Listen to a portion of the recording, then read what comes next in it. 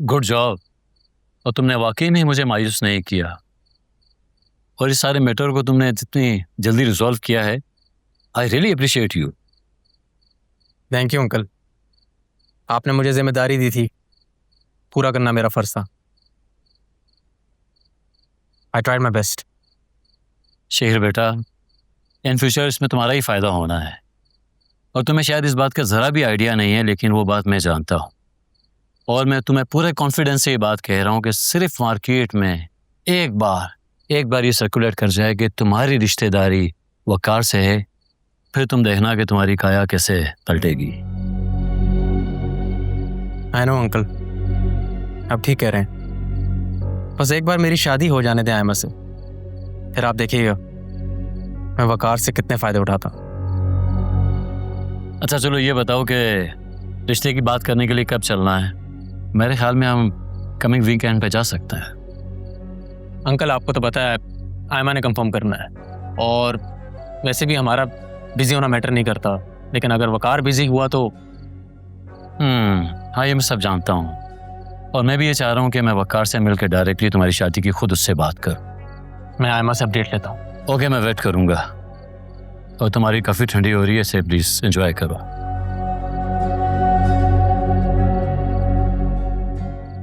अच्छा सुनो, मैंने अंकल से बात कर ली है और वो इस वीकेंड पे फ्री है, तो मैंने उनसे कहा है कि तुम्हारे घर जाकर रिश्ते की बात कर लें।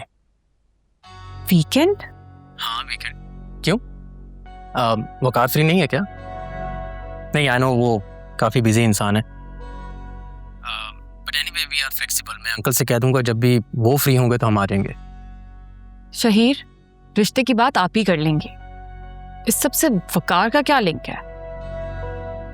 लिंक है, तुम वकार के घर में रहती हो और वो तुम्हारी बहन के शोहर हैं, तो तुम्हारी बहन की तरह तुम भी उनकी रिस्पॉन्सिबिलिटी हो, और तुम्हारी लाइफ का इतना इंपॉर्टेंट डिसीजन है, उनके प्रेजेंस के बगैर ये मुनासिब नहीं होगा ना। देखो आई अंडरस्टैंड, अगर वो फ्री नहीं है तो अंकल किसी और दिन आ जाएंगे, वो वैसे भी उनसे पर्सनली मिलना चाह रहे हैं। मेरी अभी आप ही से इस बारे में बात नहीं हुई, इन्फॉर्म कर दिया है, वो बिजी हैं, जब उनके पास टाइम होगा तो बता देंगे। फिर आ जाना तुम अपने अंकल के साथ रिश्ते की बात करने। हाँ ओके ठीक है, बाय बाय।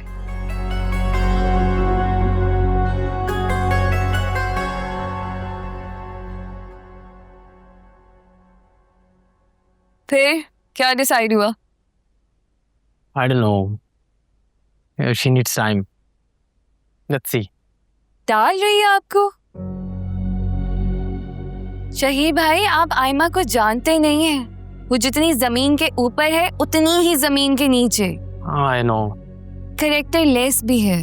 तो उसके कैरेक्टर का मैंने अचार डालना है क्या? तो आप उसके साथ डील कर रहे हैं, आपको कोई फर्क नहीं पड़ता उसकी पास्ट लाइफ से। कम से कम 1 दर्जन लड़कों के साथ उसने टाइम टू टाइम फ्रेंडशिप करके बैग्स, ज्वेलरी, पता नहीं क्या क्या चीजें नहीं बटोरी हैं। यार I really don't care, Aima जैसी 50 लड़कियों के साथ मेरा भी ताल्लुक करा है, और अगर वो सीधी सादी नहीं है तो मैं कौन सा कोई दूध का धुलावा। सो आप बेसिकली आयमा के साथ एक क्लोज लिंक देखकर अपना फ्यूचर सिक्योर करना चाह रहे हो ताकि आपको बेनिफिशियल हो? Of course. और अगर ऐसा ना हुआ, सोचे जरा शहीद भाई, कल को आयमा के साथ आपकी शादी हो गई और वकार ने आपको कोई लिफ्ट ना कराई, क्या करेंगे फिर आप? आयमा तो पड़ गई ना फिर गली। तो मैं कौन सा कोई इतना बेवकूफ हूं कि इस मुसीबत को गले में डाल लूं? अव्वल तो आयमा ही हमारा मसला हल कर सकती है, और वकार का नेटवर्क हमारा बिजनेस बढ़ा सकता है, और इन केस मेरे हाथ कुछ ना आया तो जान छुड़ाई जा सकती है। शादी करना मुश्किल है, तलाक देना बहुत आसान है।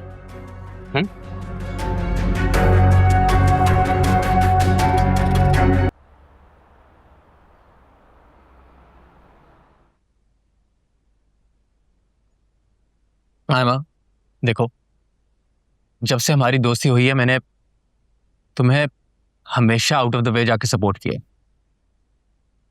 तुम्हारे हर अच्छे बुरे में मैंने तुम्हारा साथ दिया है, तुम्हें किसी चीज से मना नहीं किया, लेकिन तुमने मेरा पहली बार में दिल तोड़ दिया। जिस तरह तुमने मेरा प्रपोजल रिजेक्ट किया है वो। मैंने तुम्हारा प्रपोजल कब रिजेक्ट किया है शहीर? शादी से इनकार करना रिजेक्शन ही होता है।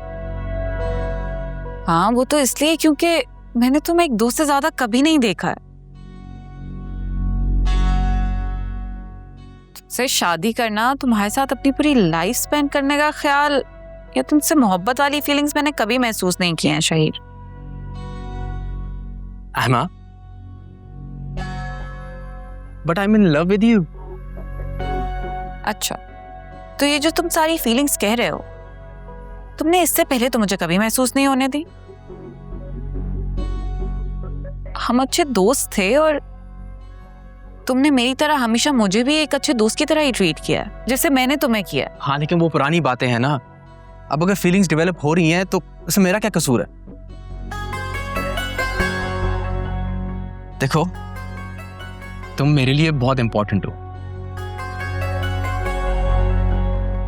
तुम हमेशा से थी और हमेशा रहोगी। और मेरे लिए हमारी दोस्ती सबसे ज्यादा इंपॉर्टेंट। और मेरी मोहब्बत, उसकी कोई वैल्यू नहीं है तुम्हारे नजदीक। हाँ, अच्छा, खफा तो मत हो, तुम हो इंपॉर्टेंट। और मैं तुम्हें कभी खो नहीं सकती, ना ही तुम्हारी नाराजगी बर्दाश्त कर सकती।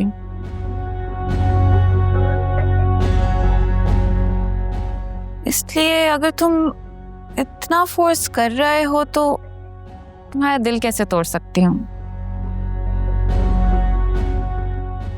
ठीक है, मैं आप ही से बात करती हूँ।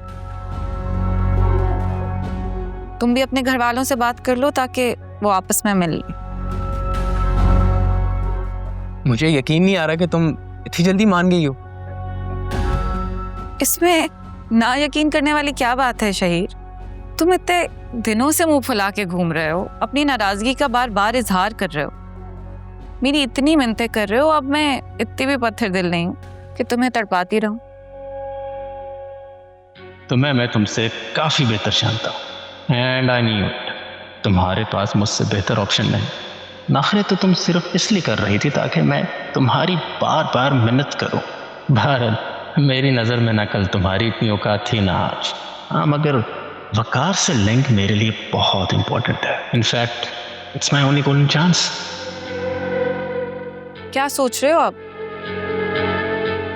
या अभी भी शौक में ही हो? शौक में तो हूँ यार। अच्छा लिसन, मैं अपने चाचू से बात करता हूँ, बल्कि मैं उनसे बात कर चुका था, सिर्फ तुम्हारे हाँ का वेट कर रहा था। नेक्स्ट वीक में तुम्हारे घर आ जाते हैं।